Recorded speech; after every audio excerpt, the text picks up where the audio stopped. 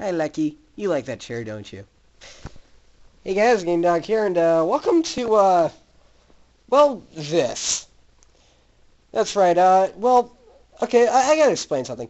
A few days ago, one of my teachers at school, mentioned that she was, cleaning out her basement. And she said that she had a whole bunch of games down there, and she was just gonna throw them out. But then I told her that I'm actually trying to make kind of like video game collection. And then she figured, well, how about I just bring them in? You can take them. So my teacher brought in a few games, and some of them were actually pretty interesting.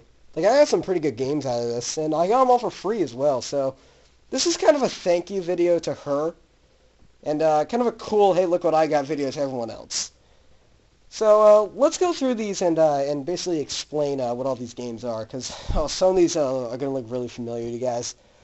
The first one here, I actually got some CDI games. Well, not CDI, Sega CD games. Honestly, these do not come cheap nowadays. I just got 3 of them right here. Actually 4. 5, technically.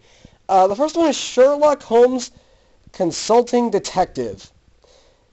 And as you can see in here, the disc is fully intact. But something else I find interesting is on the other side, we have a Sega Classics Arcade Collection. Not sure if you can read that. And that phone's going off. And yeah, on here it says what games it has: Streets of Rage, Revenge Shinobi, Columns, and Golden Axe. Now, I find this kind of a cop-out considering that I actually have I have a game on the Genesis called Six Pack, which actually has all these plus 2 more, has Super Hang-On, Sonic the Hedgehog as well. That's actually how I played Sonic as a kid. But still, something I want to bring up with this title is, well, I can find Sherlock Holmes easy enough on GameFAQs. I can find Sega Classics easy enough on GameFAQs, but I can't find this weird bundle thing I got, which leads me to believe that this may be kind of a rare game. I don't know. The second game was Dragon's Lair. Dragon's Lair is is basically an interactable cartoon turned into a game. It's the animation and artwork is done by the same guy who does Sleeping Beauty. I know that. I also know this game also got a few sequels as well. I don't know. Pretty interesting game. Next one here is Dracula Unleashed. I think this may be one of the games that the Angry Video Game Nerd reviewed in his video about the Sega CD. So that alone by principle, as I mentioned in one of my videos, this guy just mentioning a game boots up the dollar value of this by like $10 or so. So that's a pretty good get right there. And the last Sega CD game I got is Brutal Paws of Fury. I actually have seen a little bit of gameplay for this. See, yeah, that is really grainy for you guys. Basically, it's like a fighting game where all the characters are anthropomorphic. I don't know. If I ever get a Sega CD, I'll be sure to test these 5 games out. So the next one I got was an actual cartridge copy of The Legend of Zelda Ocarina of Time. I own this game on Virtual Console on the Wii, but now I actually have an actual cartridge for it. And the second N64 game I got was GoldenEye 007. Well, you probably know this game. And yeah, this game actually has, I checked in here, it seems to have the instruction manual as well as the game. So, I don't know, this could make the game a little bit rare considering they actually have usually everything that comes with it. So the box is a bit beat up, though. Of course, thinking of a game this old, I wouldn't put it upon them. I'm surprised they even kept the box. I mean, this was back in that day.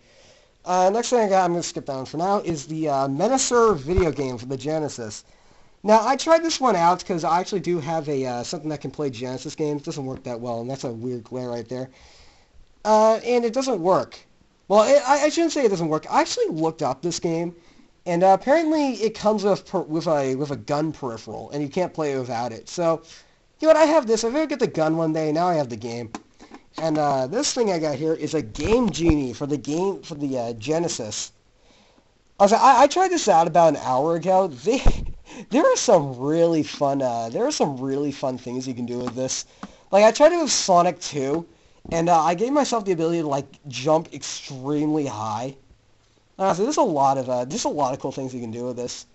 And the last thing she had that I took is the last thing she had is a whole bunch of NES games. So yeah, and it also came with this little case. You can see down here. You really can't see this. It says there's like a little Nintendo seal right here. So this might be like an official case. It's really beat up, as you can see, but you know it still holds them, so I'll hold on to it for now. And the games we have here are Bases Loaded Second Season. I'm reading these because you guys really can't see them. Batman the video game. I've heard good things about that one.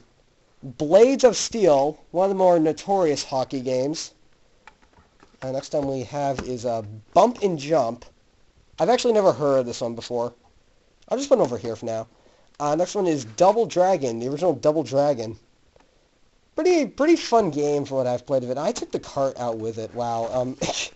Maybe that thing's just stuck in there. So yeah, that's the original Double Dragon. And speaking of originals, we have DuckTales.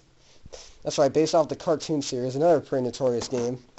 And according to price charting, the site I used to compare these, this is apparently the rarest game she had in the collection.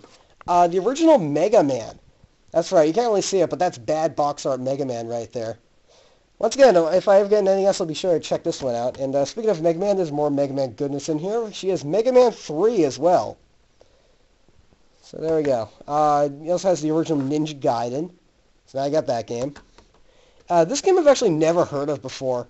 It's TNC Surf Design, Town and Country Surf Design, Wood and Water. What? The thing I find weirdest about this game is its cover. It's like it has a guy like I'm just gonna say what it is. You have a guy down here with a mask, a gorilla riding a skateboard, and then this like weird skateboard like here. It's like, what is this game about? Definitely a game I have to try out or at least look up at some point. Another pretty notorious game, Teenage Mutant Ninja Turtles for the NES. Along with that, she also has Tetris, not the rare version. This is the Nintendo version. And the final game is The Adventures of Bayou Billy. I've heard good things about this. I've heard bad things about it. I've basically heard I basically heard pretty mixed feelings about this game. But honestly, it looks like a pretty solid platformer. I mean, not platformer, beat 'em up. So there we go. That's what I got a few days ago. Once again, thanks to this teacher. You know who you are. I'm probably going to link this video at some point. So there we go. Thanks for watching.